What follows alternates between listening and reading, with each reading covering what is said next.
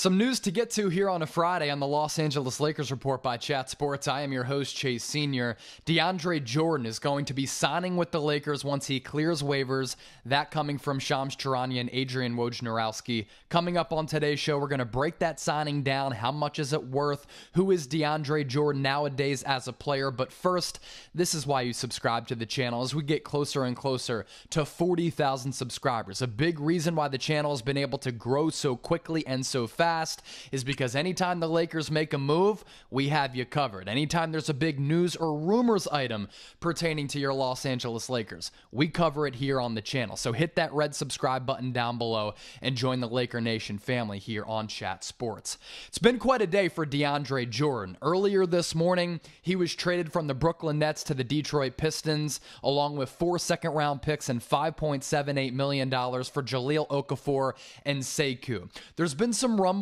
about Jordan and the Nets potentially reaching a buyout. Brooklyn elects to trade him to get some value back.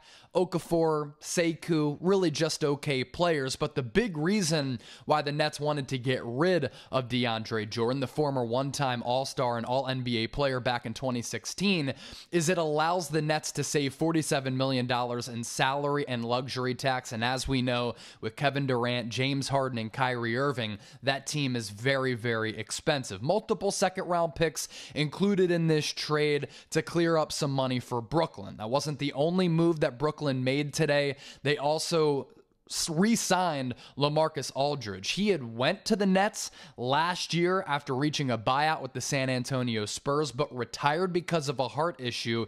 He has been cleared to play, so out goes DeAndre Jordan from Brooklyn. LaMarcus Aldridge is on his way in, and once Jordan got traded to the Pistons, the belief was that him and Detroit were going to agree to a buyout.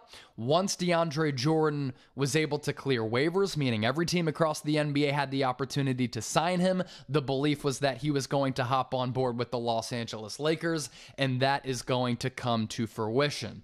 How much is the deal worth? According to Shams Charania of The Athletic in the Stadium, it's going to be a short-term deal, only 1 year, worth $2.6 million. That's actually the same exact deal that LaMarcus Aldridge is signing with the Brooklyn Nets. Before we look at who Jordan is right now as a player, this is what I want you to do, Laker Nation. Get into the comments section and let me know what you think about this move. And if you think the Lakers can win the title, hit that thumbs up icon and like this video because this roster is certainly loaded with a lot of talent. Yes, they're older, but so many capable premium players on this team. And another reminder to subscribe because even if we're not at the Chat Sports Studios and I'm at home, we're bringing you a video like this one breaking down this DeAndre Jordan signing. As for who Jordan is right now, 33 years old, you're not getting the same player that you saw in the Staples Center when he was playing alongside Chris Paul and Blake Griffin on the pick and pops, him throwing down a bunch of alley-oops and blocking shots, being that hyper-athletic rim-running big who is an elite rebounder, a former All-Star in 2017, was an All-NBA first-team player back in 2016. But I think DeAndre Jordan can at least still play a little bit. And it's not like you're asking Jordan to come in and be the starter and play the bulk of the minutes at the 5 spot for Los Angeles. He's certainly accomplished, though, and he went on a really, really impressive stretch from 2014 to 2019. During that span, he averaged 11.7 points per game, 14.1 rebounds, 1.8 blocks per night. Once again, another reminder that you're not going to be getting that same DeAndre Jordan. 1, he's older. 2, not as productive as he once was. I understand we're in 2021, only a couple years removed from that 2019 season, but there's also this that you have to factor in. You don't want DeAndre Jordan on the floor playing a lot of minutes at the 5 because the game has kind of passed him by, and because he's not going to be playing a bunch of minutes night in and night out for Coach Frank Vogel, he's not going to be able to put up a stat line like that. As a depth signing, though, I do like the move. Last year with Brooklyn, he got DNP'd the last several games of the regular season, got DNP'd multiple instances throughout the playoffs, really wasn't a key contributor at all down the stretch or in the playoffs for that Brooklyn Nets team, which could have won the title if KD's shoe size was about a size smaller, and if Kyrie and James Harden weren't so hobbled. I think if that Brooklyn Nets team is healthy, they'll probably go on to win the NBA championship last year instead of the Milwaukee Bucks. And it's not like Jordan was a big factor in that postseason and regular season success. But last year,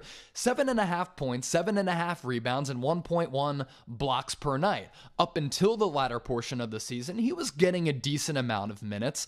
And if he comes in off the bench for the Lakers and he can give you a stat line like that of 7.5 points, 7.5 rebounds, give you an edge defensively. He's obviously a very experienced player. He's still dangerous on those pick and rolls and lob plays around the rim, and he can still run up and down the floor and be an athletic big man who can contribute here and there. You don't want to put a bunch of minutes on his plate, but here's the thing with the Lakers. They're not going to have to do that at all. So once again, as a secondary third option coming in off the bench, I don't hate the DeAndre Jordan signing here.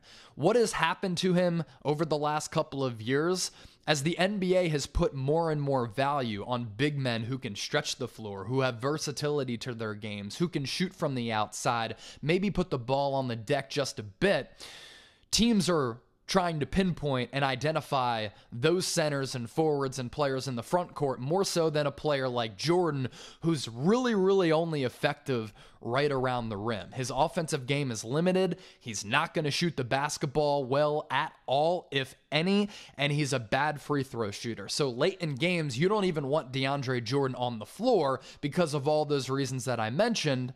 And while he might give you something defensively, because he's such a poor free throw shooter, he is a liability. I think Jordan is going to be able to get decent minutes on a nightly basis because the only true centers on the roster who he is behind are Marc Gasol as well as Dwight Howard. So now Jordan factors in to be maybe the second or third option at the true center spot for Los Angeles. Now, Anthony Davis has said multiple times this offseason that he is willing to play more five this upcoming season. LeBron James has said that he will take a sacrifice like AD and play a little bit more four. AD has never really enjoyed or liked or preferred to play the five, but he can be really effective there because of the mismatches that he's able to exploit. So I think AD can play a little five, so too can obviously Gasol as well as Dwight Howard. I understand that a lot of people watching this video right now, and we appreciate you making the Lakers Report a part of your day on this Friday. A lot of people are saying, oh my gosh, this is yet another old player on this roster. The retirement tour continues. They just signed Rajon Rondo earlier this week. Now they signed DeAndre Jordan. And when you skim through the Lakers roster, how many players are over the age of 30? You have Carmelo Anthony, who's 37. Trevor Ariza, who's 36. Kent Bazemore is 32. Wayne Ellington is 33. Marc Gasol is 36. Dwight Howard is 35. LeBron James is 36. Wesley Matthews, who's technically a free agent but could come back, is 34. Rajon Rondo, 35. And then you have Russell Westbrook, who's 32, and DeAndre Jordan, who's over 30 years old as well. So that's 11 players on this roster who are 30 years old or older, and a bulk of those players that I just mentioned are well into their 30s. But I'm not making a huge deal out of this because the window to win, and I've said this a couple of times on the channel, is right now for the Lakers. So Rob Pelinka, LeBron James, they don't give a lick about what happens with this franchise 2 years from now. They are all in right now, and that's why they've made the moves that they've made throughout this offseason, and that's why I've been a fan of some of these moves, because yes, you have a lot of older players on this roster, but also there is some youth talent on this team as well, with guys like Talen Horton-Tucker, Kendrick Nunn, as well as Malik Monk. So it's a nice little blend, and let's be real. Anthony Davis, when healthy, still a top 5 player. LeBron James, in my opinion, the second best player in the NBA right now behind Kevin Durant. So if you're making a big deal of what the Lakers roster is going to look like and how it's going to fare in 2, 3, 4, 5 years, you're just kind of ignoring the fact that that's not the intention, that's not the plan, that's not the idea of what the Lakers have done this offseason. They're all in for 2021 and 2022 because the main objective is to capitalize on LeBron James's prime and to win a championship in the immediacy of the moment. Before I get out of here, I'm about to enjoy my Friday. I hope all of you are about to enjoy your Fridays and your weekends as well. Do you like the signing of DeAndre Jordan? Type Y for yes, type N for no. Get your votes in the comment section down below. And once again, appreciate all of you for tuning in to the Lakers Report.